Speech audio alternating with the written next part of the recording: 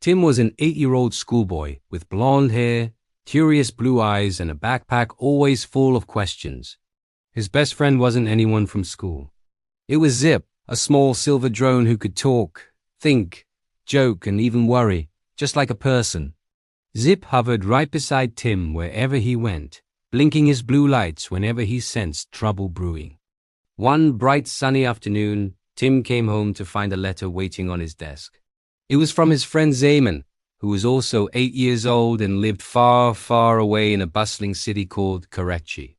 As Tim started to read, his happy smile slowly faded away. The letter said, "Dear Tim, there is very little water here.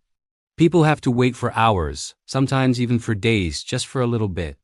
My mother cries when the taps stay dry. The city needs 1,000 million gallons of water a day, but we only get about 650. The old pipes are leaky.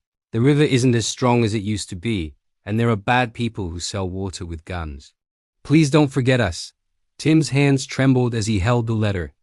Zip hovered closer and scanned the words on the page. "Tim," Zip said softly, his voice full of concern, "this is a city-level emergency." Karachi was suffering. The city's population had grown so fast, much faster than anyone had planned for. On top of that, climate change had made the rains completely unpredictable. Old, broken pipes were a huge problem. They wasted so much precious water before it could even reach people's homes. Even the mighty river Indus, a lifeline for the region, could no longer provide enough water to meet the city's growing needs. But there was something even worse than all of that. It was something people whispered about in fear: the water mafia. These groups controlled the water supplies with fear and intimidation. They often wore traditional Balak-style clothing, drove around in noisy water tanker trucks, and carried pistols and guns openly. They decided who got water and who didn't. Only the people who could afford to pay their high prices could survive.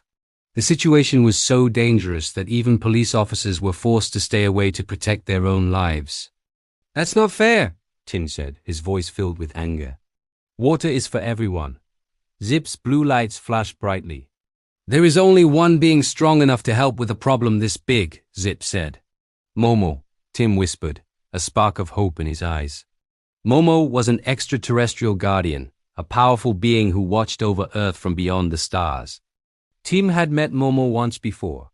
He was tall and glowing, with eyes that seemed to see all the truth and injustice in the world. Tim closed his eyes tightly and pressed the small, smooth crystal embedded on Zip's wing. It was their special way to call for help. "Momo," Tim called out with his thoughts. "Karachi needs you." In an instant, the sky above him shimmered. A gentle beam of light touched the ground, and from within it, Momo appeared. "I have heard the city's cry," Momo said, his voice calm and reassuring. "But our help must bring lasting change, not more fear." Together, Tim, Zip, and Momo flew over the vast city of Karachi. Below them, they saw the long lines of people waiting with empty containers, the dry riverbeds, and the cracked earth. Zip got to work immediately, his advanced sensors mapping out every single broken pipe and hidden leak in the city's massive water network. Momo then used his incredible alien energy. With a gentle wave of his hand, he sealed the cracks in the old pipes, stopping the leaks that wasted millions of gallons. He purified the polluted water sources, making them clean and safe to drink again. He even created new, efficient channels so that the water from the Indus River could flow directly to the neighborhoods that needed it most. Just as they were making progress, the water mafia showed up. They arrived in their loud trucks, furious that their control was being threatened. They raised their guns, ready to stop Momo by force, but Momo simply lifted his hand. The weapons in their hands turned silent. They became just harmless pieces of metal, completely powerless. Their trucks sputtered and stopped, their engines dead. Their reign of control was over. Momo didn't hurt anyone. Instead, he used his power to expose their illegal activities to the entire world. News channels everywhere broadcasted the truth. Faced with global pressure, the city's leaders had no choice but to act. New modern water treatment plants were quickly built. The old crumbling pipes were replaced with new ones. Most importantly, fair distribution systems were put in place, ensuring that every family, rich or poor, would have access to clean water. No child in Karachi would ever have to go to sleep thirsty again. A few weeks later, another letter arrived for Tim. He eagerly opened it. "Dear Tim," it read, "water is flowing again. My mother smiles all the time now. I can wash my hands before I go to school. Thank you for not forgetting us.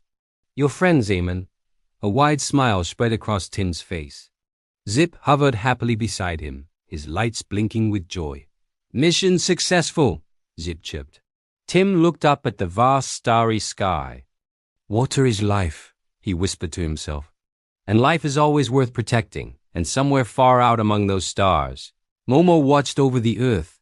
He was silent, he was a guardian, ready to help again whenever the world needed courage, kindness, and clean water for all. Thank you so much for watching this story. If you enjoyed it, don't forget to like, subscribe, and share.